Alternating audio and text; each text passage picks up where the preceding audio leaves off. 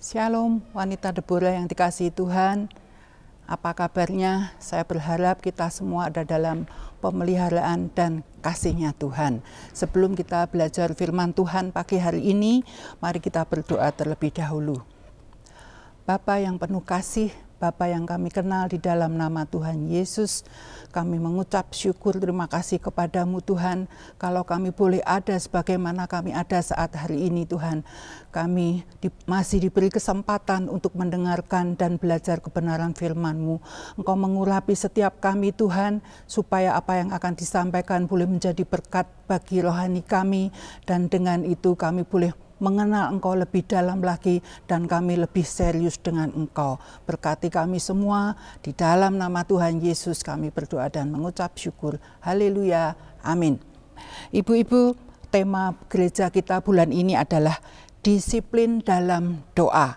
Disiplin artinya adalah tata tertib atau ketaatan, kepatuhan terhadap peraturan atau hukum yang berlaku, baik dalam rumah tangga, di instansi di mana kita bekerja, di sekolah, juga di dalam kehidupan berbangsa dan bernegara. Nah, hari ini kita akan sama-sama belajar dari seorang yang bernama Cornelius, nama yang hanya disebut 8 kali di Alkitab. Ada di dalam Kisah Rasul pasal 10 ayat 1 sampai 48. Nah, siapa sih Cornelius ini? Ya, ia seorang Romawi, jadi ia non-Yahudi. Jabatannya perwira pasukan, berasal dari Kaisarea Palestina yang membawai 100 prajurit. Cornelius ini seorang yang takut akan Tuhan. Beberapa orang tua memberi nama Cornelius kepada anak-anaknya karena Alkitab menceritakan tentang reputasinya, rekam jejak hidupnya yang baik. Ya, yang jelas Cornelius adalah seorang yang disiplin dalam doa. Nah, apa yang terjadi dengan orang yang disiplin berdoa? Alkitab mencatat di dalam Kisah Rasul 10 ayat yang ketiga, dalam suatu penglihatan kira-kira jam 3 petang, jelas tampak kepadanya seorang malaikat Allah masuk ke rumahnya dan berkata kepadanya, Cornelius. Ayat yang keempat, ia menatap malaikat itu dan dengan takut ia berkata, ada apa Tuhan? Jawab malaikat itu, semua doamu dan sedekahmu telah naik ke hadirat Allah dan Allah mengingat engkau. Nah, kalau saja Cornelius tidak disiplin dalam doa, tidak mungkin Tuhan mengutus malaikatnya untuk menemuinya pada waktu dia berdoa. Nah, seperti apa sih disiplin dalam doanya Cornelius dan kepada siapa doanya dinaikkan? Di ayat yang kedua dituliskan, ia saleh, ia serta seisi rumahnya takut akan Allah dan ia memberi banyak sedekah kepada umat Yahudi dan senantiasa berdoa kepada Allah. Arti kata dari senantiasa adalah selalu, rutin, terus-menerus, selamanya, tidak putus-putusnya. Jadi Cornelius ini betul-betul disiplin dalam doa. Meskipun dia seorang non-Yahudi, dia orang Romawi. Ia berdoa dan ia percaya kepada Allah orang Yahudi. Nah, orang Yahudi sendiri memiliki jam doa. 3 kali dalam sehari, yaitu antara jam 9, jam 12 siang, dan jam 15 petang. Ya, mereka berdoa dengan jam-jam doa yang sudah dipatuhi oleh mereka. Itu ada di dalam Mazmur 55 ayat 17, Daniel 6 ayat 11, Kisah Rasul 3 ayat yang pertama. Begitu juga dengan Yesus, pagi-pagi sekali ia sudah berdoa. Artinya Cornelius selalu berdoa kepada Allah dengan rutin, dengan tekun, ia tidak pernah lalai berdoa. Doa itu seperti nafas hidup, ibu-ibu. Sesuatu yang dilakukan terus-menerus. Meskipun sebagian orang memandang doa sebagai pemborosan waktu. Kita memang tidak tahu cara Tuhan menjawab doa kita. Namun yang jelas setiap doa yang kita naikkan ke hadapannya itu didengar dan diingat oleh Tuhan. Allah memandang doa-doa kita sebagai suatu persembahan yang naik ke hadapannya, sedangkan kita memohon kepadanya dengan iman yang penuh dan pengabdian. Ada sebuah tulisan yang bagus, yaitu closing the door to the world is opening the door to the Lord. Don't be afraid of shutting the door. It is the best invitation for the Lord to enter.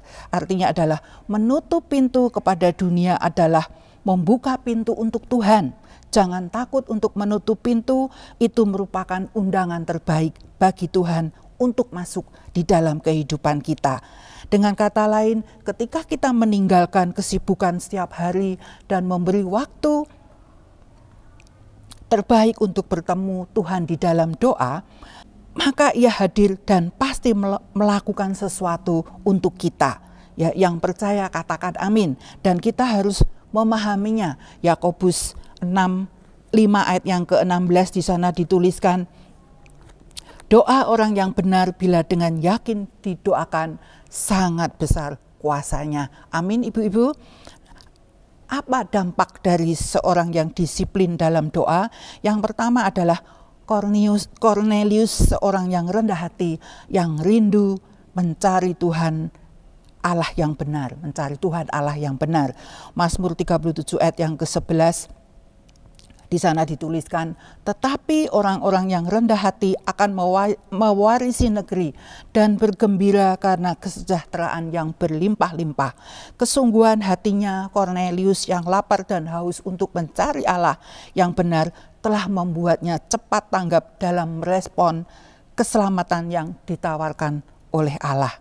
Ia memang orang Romawi yang tentu saja tidak menerima pengajaran tentang Allah Israel dari orang tua atau nenek moyangnya, tetapi ia lebih tertarik kepada agama Yahudi daripada menjalankan praktek agama yang diyakini oleh bangsanya ataupun nenek moyangnya. Dia tinggal di Kaisaria, kota pelabuhan, ya, kota non-Yahudi, di mana hukum agama tidak berlaku. Ia tidak terpengaruh dengan kebiasaan orang-orang yang ada di sekelilingnya. Sekalipun pilihannya bukanlah pilihan kebanyakan orang dari bangsanya, tetapi Cornelius meyakini bahwa pilihannya benar dengan percaya kepada Allah Israel. Dampak yang kedua adalah Cornelius tidak egois, tapi juga memikirkan orang lain. Hal ini terbukti dengan dibawanya seluruh keluarga dan seisi rumahnya untuk datang menyembah kepada Allah Israel. Peluang besar terbuka jika seorang kepala keluarga percaya kepada Tuhan, karena ia punya wewenang untuk membimbing istri dan anak-anaknya. Tidak puas hanya membawa keluarga dan seisi rumahnya, Cornelius sebagai perwira tinggi memiliki pengaruh kuat bagi prajurit bawahannya. Semua ia manfaatkan secara positif untuk membawa jiwa kepada Tuhan dan menyelamatkan mereka. Bisa dibaca di dalam Kisah Rasul 10 ayat 24-33 yang menunjukkan bagaimana ia berusaha mengumpulkan sanak saudara, sahabat-sahabatnya untuk mendengarkan Petrus memberikan khotbah. Ini memperlihatkan kerinduan besar Cornelius atas keselamatan jiwa-jiwa orang-orang yang ada di sekitarnya.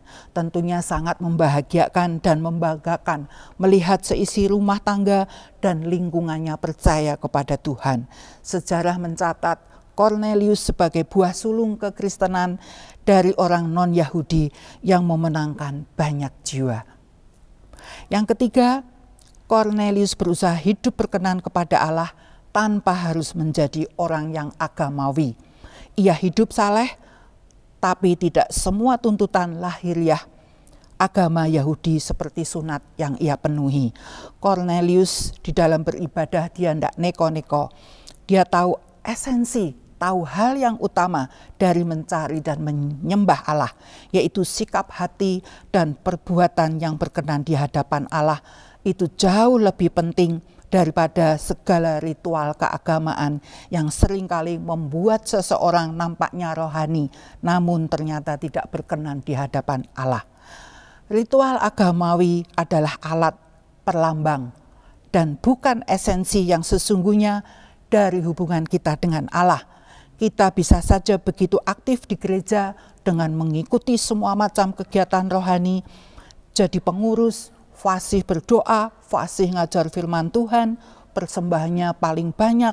Namun jika semua itu tidak didasari dengan hidup takut akan Tuhan, maka semua tidak ada artinya. 1 Samuel 15 ayat 22b menuliskan, sesungguhnya mendengarkan lebih baik daripada korban sembelihan, memperhatikan lebih baik daripada lemak domba-domba jantan. Yang keempat, Cornelius sebagai orang percaya tidak hanya omong doang, ya, atau NATO, no action talking only. Reputasinya sebagai orang saleh dengan menyatakan imannya ke dalam perbuatan nyata. Yakobus 2 ayat 17, demikian juga halnya dengan iman. Jika iman itu tidak disertai perbuatan, maka iman itu pada hakikatnya adalah mati. Kisah Rasul 10 ayat yang ke-2b, di sini dituliskan, ia memberi banyak sedekah kepada umat Yahudi. Ya, ia memberi banyak sedekah kepada kepada umat Yahudi. Jadi dia memberi banyak sedekah, suka berbagi kepada banyak orang. Memang secara logika banyak memberi adalah perbuatan bodoh karena harta kita akan berkurang. Tetapi pola pikir orang beriman yang penuh kasih sangatlah berbeda. Mereka tidak lagi menghitung untung rugi dalam menyatakan iman dan kasih dalam perbuatan. Bahkan sebaliknya, mereka percaya bahwa Tuhan akan terus memberkati mereka. Mereka tidak akan kekurangan satupun yang baik. Seperti tertulis di dalam Amsal 11 ayat 24 dan 25, ada yang menyebar harta tetapi bertambah kaya, ada yang menghemat secara luar biasa namun selalu berkekurangan. Siapa banyak memberi berkat diberi kelimpahan. Siapa memberi minum, ia sendiri akan diberi minum. Nah, ibu-ibu, bagaimana dengan kehidupan doa kita masing-masing? Doa jangan seperti obat yang diminum ketika sakit, tapi jadikan doa itu satu kebutuhan yang dengan tekun, dengan setia kita naikkan dalam segala keadaan. Percayalah kalau kita disiplin berdoa, tekun dalam berdoa, akan tiba waktunya cepat atau lambat, doa kita akan dijawab oleh Tuhan. Amin. Tuhan memberkati. Mari kita akan berdoa. Tuhan, firman-Mu sudah selesai disampaikan Tuhan. Roh Kudus yang akan meneruskan di dalam hati setiap kami yang mendengarnya. Biarlah firman-Mu itu menjadi rema di dalam kehidupan kami. Kami memiliki pengenalan yang lebih dalam dengan Tuhan, dan kami menyatakan iman percaya kami kepadamu dengan perbuatan-perbuatan kami yang nyata. Kau tolonglah kami, biarlah kami mampu melakukan apa yang menjadi kehendak Tuhan yang baik di dalam kehidupan kami. Terima kasih Bapa, di dalam nama Tuhan Yesus kami berdoa dan mengucap syukur. Haleluya. Amin.